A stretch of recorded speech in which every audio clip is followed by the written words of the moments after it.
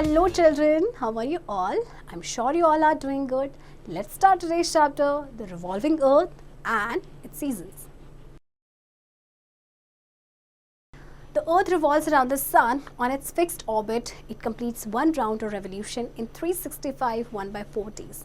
The speed of the earth is 30 kilometers per second while revolving around the sun. At the same time, the earth also spins on its axis. This movement of the earth is called rotation. The earth completes one rotation in 24 hours. As the earth rotates, each half part of the earth moves in and out of the sunlight. It causes day and night. The axis is an imaginary line from the North Pole to the South Pole to the center of the earth. The axis of the earth is tilted. Equator is another imaginary line around the earth, dividing it into two equal halves. The part of the earth above the equator is called the northern hemisphere, and the part below the equator is known as the southern hemisphere. देखिए, सन के around अर्थ revolve करती है, आपने last chapter में भी पढ़ा था.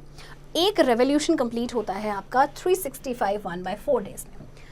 अब सेम टाइम पे अर्थ जो है अपनी एक्सिस पे भी रोटेट करती है, राइट, और उसे कहा जाता है रोटेशन. एक कंप्लीट रोटेशन अर्थ जो है वो करती है 24 आवर्स में. अब जैसे अर्थ रोटेट करती है तो जो हाफ पार्ट होता है अर्थ का वो मूव करता है in and out of the sunlight, इस जिसकी वजह से आपके डे एंड नाइट होते हैं. एक एक्सिस होता है, ये आपका इमेजिनरी लाइन है from north pole to the south pole, right, और जो एक्सिस है अर्थ का वो आपका थोड़ा सा टिल्टेड है.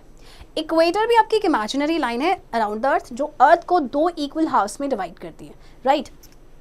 तो जो आपका हाफ्स है आपका इक्वेटर के अबव है, that is northern hemisphere, and जो बिलो पार्ट है यानी बिलो द इक्वेटर है, that is northern hemisphere.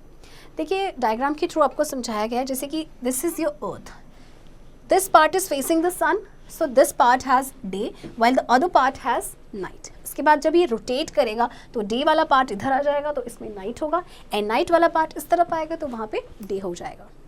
Change of seasons. The earth spins on its axis as well as it moves in an oval orbit around the sun. The axis of the earth remains tilted in the same direction when the earth moves around the sun. When the northern hemisphere is tilted towards the sun, it receives the direct rays of the sun for a longer period than the southern hemisphere. It has summer with longer days and shorter nights.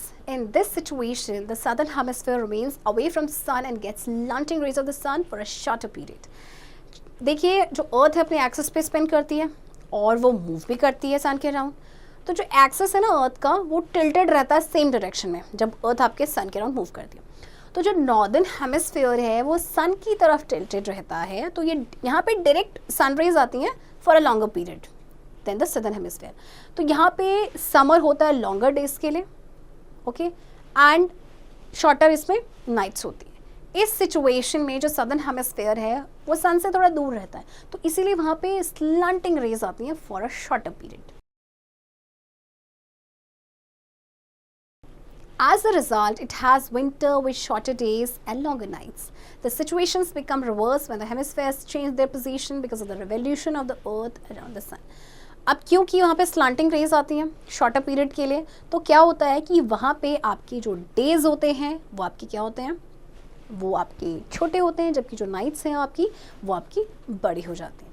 अब इसके बाद फिर reverse happening होती है. वो कब होता है आपका, देखिए, जब हेमिस्फीयर अपनी पोजीशन को चेंज करते हैं. और चेंज क्यों करेंगे, क्योंकि अर्थ जो है वो सन के अराउंड रिवॉल्व करती है. देखिए, NP means north pole, SP means south pole. The situations described above occur with a difference of 6 months. In between these two situations, there are two other situations. In these situations, no pole is nearer the sun. So there is moderate season everywhere on the earth. Day and nights are equal. These are the starting points of spring and autumn in northern hemisphere. Reverse is the case in the southern hemisphere at the same time. अच्छा, अब ये जो दो situations बताई गई हैं आपकी, जो डिस्क्राइब हमने अभी की है, इसमें डिफरेंस होता है 6 मंथ का. अब इन दो सिचुएशंस के बिटवीन दो और सिचुएशंस हैं. अब इन सिचुएशंस में क्या होता है कि no pole is nearer the sun, so moderate season होता है अर्थ में everywhere. Days and nights equal होती हैं. तो ये आपके स्टार्टिंग पॉइंट्स होते हैं स्प्रिंग एंड ऑटम के नॉर्दर्न हेमिस्फीयर में. एंड रिवर्स केस होता है आपका सदर्न हेमिस्फीयर पे सेम टाइम पे. You can see from the picture that from March 21 to September 23, the North Pole has sunshine all the time and there is a day 6 months long with no night. Similarly, it has a night 6 months long with no day from September 23 to March 21. The case is reversed at the South Pole. Places on the equator are hot all the year. Days and nights are 12 hours each.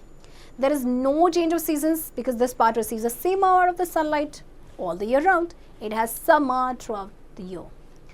Okay, अब आप इस picture में देखिए, मार्च 21 से सितंबर 23 तक जो north pole है इसमें ऑल द टाइम सनशाइन है ना, और इसमें दिन होंगे आपके 6 महीने के, मतलब कोई नाइट नहीं होगी. सिमिलरली इसमें 6 मंथ की आपके पास क्या होंगी, नाइट्स होंगी विद नो डे. वो कब से कब होगा, फ्रॉम सितंबर 23 टू मार्च 21. अब साउथ पोल पे ये केस रिवर्स है, राइट.